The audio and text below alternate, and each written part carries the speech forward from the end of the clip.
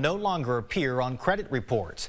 KLTV7's Michael Richardson spoke with Texas economist and Lindale native Dr. Ray Perryman for more on what this means for the economy and you. After 60 days in the Federal Register, medical debt will no longer appear on credit scores. That's unless it's reversed.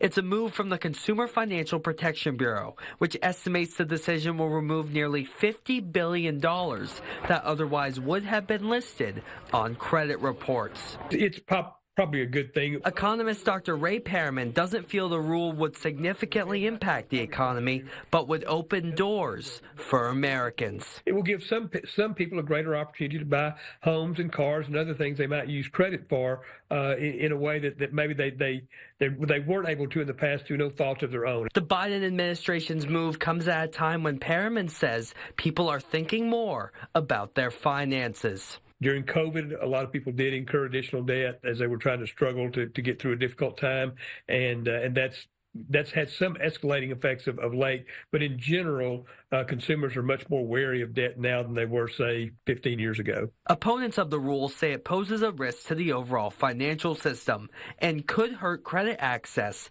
and availability. If the Trump administration were to reverse the decision, Dr. Perryman says it would be a mistake. There's no compelling economic reason, certainly, to reverse it, and I'm sure that there'll be opinions expressed in both directions among the folks in the new administration. But I haven't heard any noise about this one way or the other, really. Michael Richardson, KLTV7 News.